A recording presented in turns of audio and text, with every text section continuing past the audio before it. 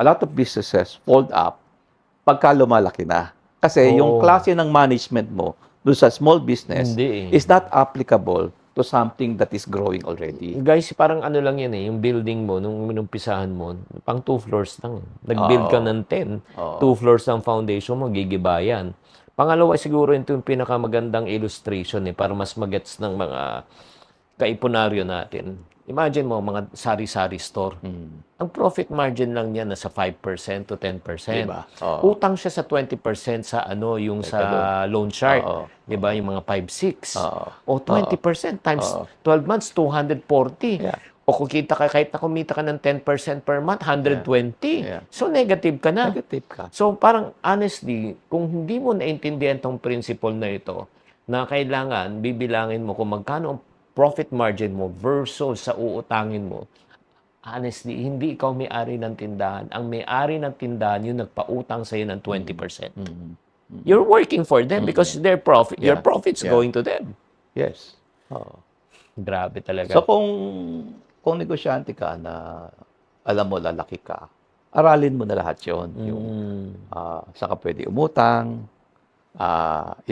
inventory control, financial management. Aralin mo na kasi yung possibility na bumagsak ka dahil sa overexpansion at mismanagement ng finances ng malaking business, malaki ang possibility na 'yon. Grabe, ito lang siguro para mas ma-appreciate nyo to. As an entrepreneur, I've been in business and sales for 40 plus years. 48 years to be exact. Ito yung unawaan ko, and then please enlighten me kung tama ba tong observation ko. When sales are high, nothing hurts. When sales are low, everything hurts. Yes.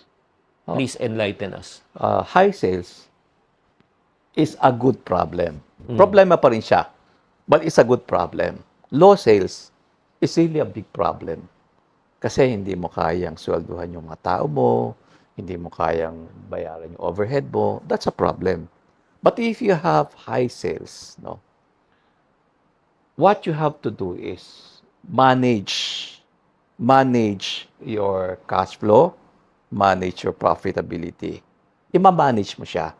And why do I say manage, Hindi kaya ng cash flow mo yung malaking sales, okay? Marami naman akong members ng Kapayaman VIP na napunta sa sitwasyon na yon. Maganda yung takbo. Oh, Maganda yung takbo. anong ginawa? Anong ginawa? Nakikita ng bangko yun Oh, sa deposit mo. Okay. Yung cash flow mo, nakikita yun. Sila nilalapitan ng bangko at sinasabi sa kanya, Utang ka. baka kailangan mo ng linya sa amin.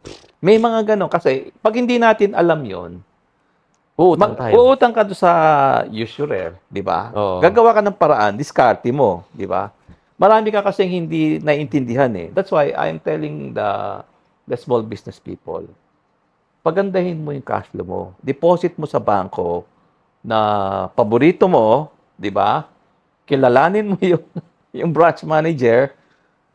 Pag nakikita niya yung cash flow mo, sila gusto nilang tumulong. Nakikita nila Nakikita nila how you manage. Kung nakakausap mo sila, nakikilala ka nila, nagkakaroon sila ng confidence sa'yo. Banking is basically trust. Yeah.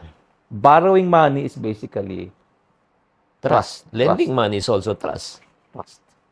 You have to build your character. Yeah. Ito masabi ko, Napaka-importante sa business ng character. Napaka-importante yung trust. Trust ng customers mo, trust ng lenders, trust ng employees mo. It's all about character. Ay guys, ito lang, para mas mag-gets nyo rin. Importante ito, Yung sinasabi ko, when sales are high, nothing hurts. Kahit na palpak ang sistema mo, may mga maling kang ginagawa, hindi mo siya mapapansin.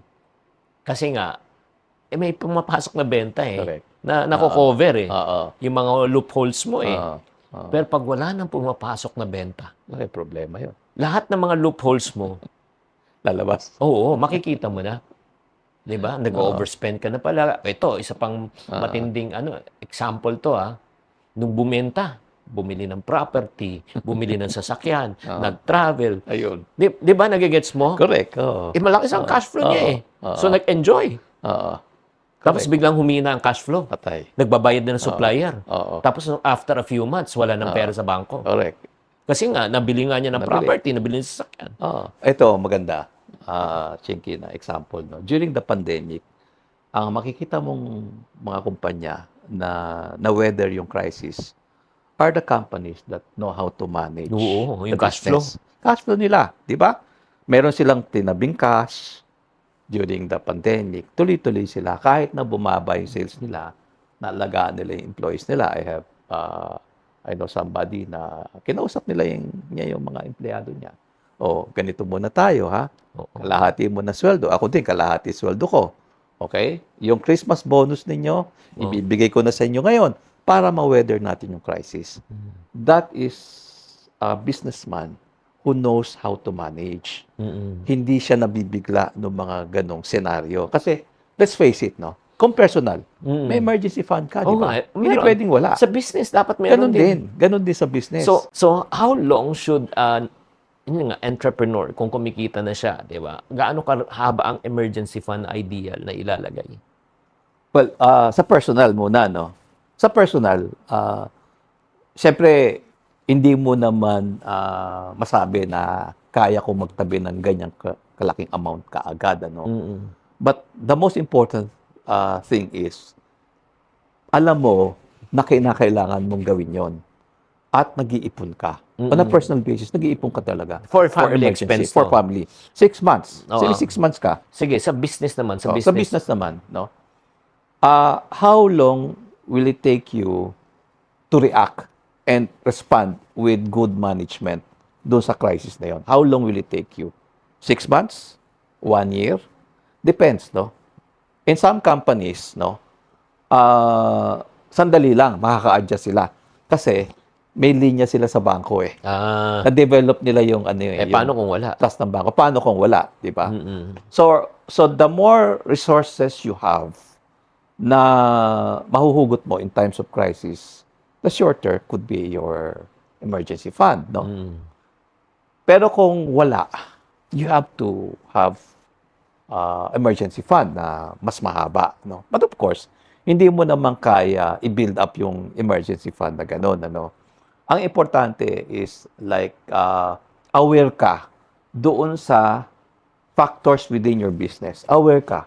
Aware ka na pagka ito nangyari, bumaba yung sales ko, ano yung pwede kong gawin? Plan B. As a manager, meron kang plan B palagi. Pinag-aaralan mo. Alam mo yung takbo. Alam mo yung ikot ng cash mo. Alam mo yung inventory mo. Alam mo yung overhead mo kung magkano. Alam mo yung mga weaknesses ng kumpanya mo. At sa mind mo, meron ka nang iniisip, if this happens, this is what I'm going to do. Oy guys, ito na lang, simplihan na lang natin. Ganito na lang. Itong principle, another principle that you should learn as a startup entrepreneur is this. You always expect the best, but you always prepare for the worst. Diba? Yung parang expect mo kikita siya, expect mo maganda benta. Good yan, good attitude yan. Pero mag-isip ka na rin of what if kung walang benta, what if kung di tumakbo. Gaano ka katagal na magsasurvive na walang benta. Diba? And then, next, yung sinasabi nga ni Bonnie na after that, kung may mangyari yan, meron ka bang matatakbuhan? Meron ka bang malalapitan? Meron ka bang mauutangan?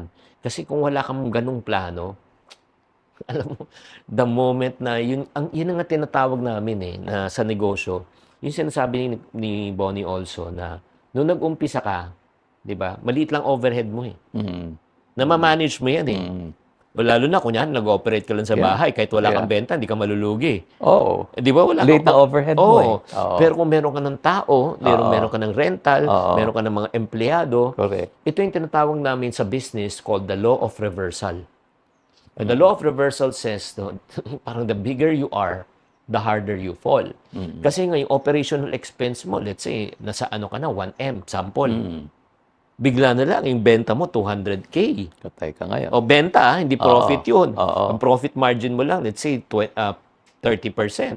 So, ang kita mo lang doon, 60,000, overhead mo, 1M. Nalulugi ka na 960,000 a month. Yeah. Oo. So, alam mo ba yung numbers mo? Alam mo ba yung, ito tinuturo ko, no? Alam mo ba yung break-even price mo? Okay. Alam mo ba yung break-even sales mo? On a daily basis. On a daily basis or a monthly basis? Alam mo ba? Yeah. Alam mo ba yung overhead mo? Mm. Alam mo kung magkano yun? Alam mo ba kung magkano yung kailangan mo ibenta para at least makover mo yung overhead mo? Alam mo ba yun? Mm-mm. Eh kung hindi mo alam yun, hindi mo alam, pagdating ng lower sales or crisis, hindi mo alam kung saan yung solution mo. Tsaka, ang immediate default palagi is, kailangan ko ng pera. Kasi hindi mo alam yung pinanggagalingan ng maaari mong problema. So, ang solution palagi is more money. More money. Hindi. Alam mo, mamaya pag-uusapan pa natin yan. Ha? Ito lang parang sinasabi ni Boss Bonnie ganito. Number 1, alamin mo yung survival number mo. How much do you need to survive? Next naman, ang next goal mo is stability to pay off. Diba? Ano yung next na kailangan mong benta on a daily basis para sabihin mo stable na negosyo mo na hindi ka na mag-aalala. Tapos next stage mo, success. When you say success, profitability na. Yung anong level ng benta mo na talagang sabihin mo na talagang kumikita ka na. And then yung next stage mo is a stage of scalability. Di ba? Anong kailangan mo namang pera at ano yung kailangan mong benta na sabihin mo na talagang nag-i-scale ka na. So, pwede let's put numbers. Pwedeng 5,000 muna dito sa survival per day. Tapos, kung nag-10 ka, o di ba, 10,000, stable ka na, di ba? Or tapos nag-15,000 ka, sumasuccess ka na. Di ba? Pag nagto-20,000 ka na, naging scale ka na. Yes. Ito, Diba? Chinky, scalability. Ito, scalability, kinakailangan, alam mo yung galaw ng cash flow mo.